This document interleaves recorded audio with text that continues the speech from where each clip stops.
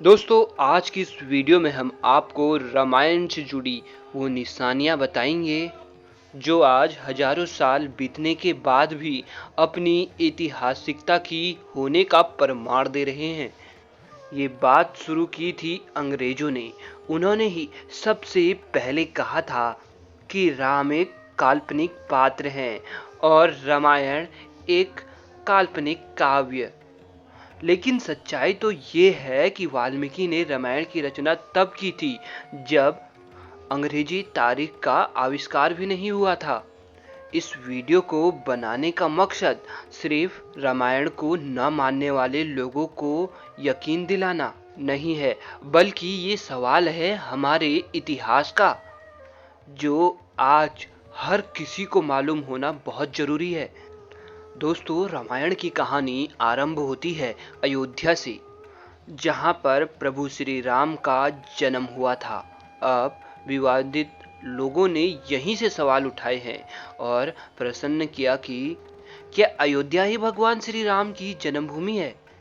अयोध्या की विवादित भूमि पर संशोधन करने वाले इंडियन आर्कोलॉजिकल सोसाइटी के चेयरमैन के.एन. दीक्षित ने अदालत में बताया था और इसके प्रमाण भी दिए थे कि वहां मौजूद मस्जिद पर उसके नीचे खुदाई करने पर उन्हें करीब 80 पिलर यानी कि स्तंभ मिले थे, जिनका अभ्यास करने पर यह साबित हुआ कि वे हिंदू मंदिर का हिस्सा थे। खोजकर्ताओं ने प्रभु श्री राम के अस्तित्व की पड़ताल करने के लिए सिर्फ आर्कियोलॉजी ही नहीं, बल्कि ओशियनोग्राफी, रिमोटग्राफी, सेंसिंग, एंथ्रोपोलॉजी, जियोलॉजी और क्लाइमेटोलॉजी का भी सहारा लिया, ताकि रिसर्च में कोई खामी न रह जाए। वाल्मीकि ने रामायण में कई खगोलिक घटनाओं का वर्णन किया है, साथ ही वातावरण का, शहरों का और कई पेड़ पौधों का भी जिक्र किया है। खोजकर्ताओं ने इन सारी बातों का उस समय से संबंध जोड़ते हुए उनके प्रमाण ढूंढे। रामायण में उल्लेखित कई वनीय औषधियों को भी वैज्ञानिकों ने खोजा। जिन शहरों का उल्लेख किया था उनके बारे में भी पता लगाया गया।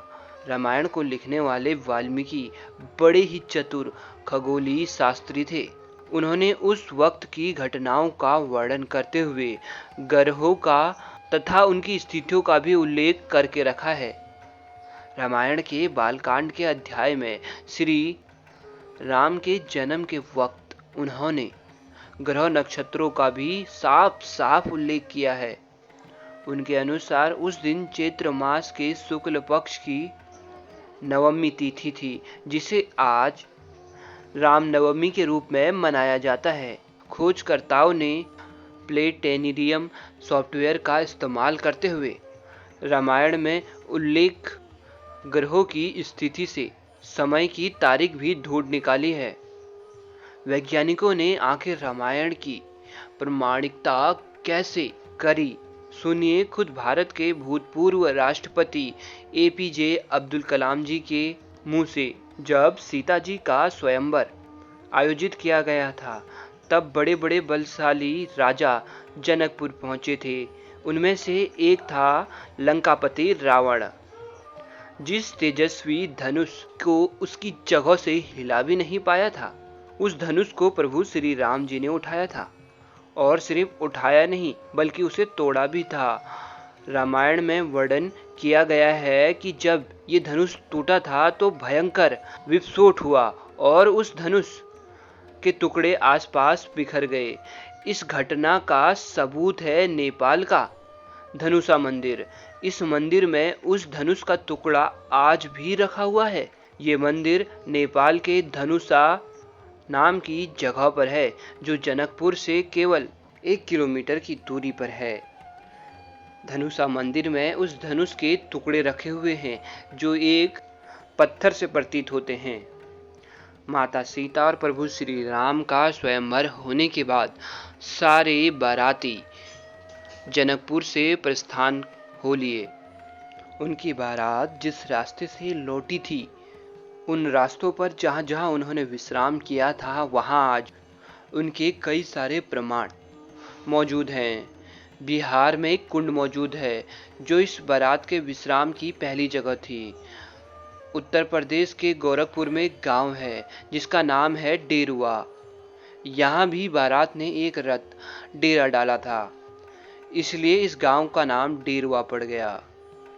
अब यहाँ गौर करने वाली बात ये बात उस समय की है जब लोगों में लिखने का चलन नहीं था, इसलिए रामायण भी सिर्फ लोग कहते और सुनते थे। और ये बात सिर्फ एक अकेले आदमी और एक गांव की बात नहीं, कई हजार लोग हैं जिन्होंने अपने पूर्वजों से एक जैसी घटना सुनी है और आज उन घटनाओं के साक्षात प्रमाण भी मिले हैं, जो रामायण को हमारा इतिहास साबित करने के लिए काफ़ी हैं। यानी प्रभु श्री राम का जन्म स्थान भी अयोध्या था और उनके अस्तित्व के पुरातत्व प्रमाण भी हमने आपको आज बताए। आज से हजारों साल पहले क्या हुआ वो तो हम नहीं देख सकते, लेकिन उन घटनाओं के जो भौगोलिक साक्ष्य मौजूद हैं उन्हें ध्यान में रखकर अपने विवेक का इस्तेमाल करते हुए एक बार सोच जरूर सकते हैं। तो दोस्तों, आपको इस बारे में क्या लगता है, हमें कमेंट बॉक्स में अवश्य बताएं।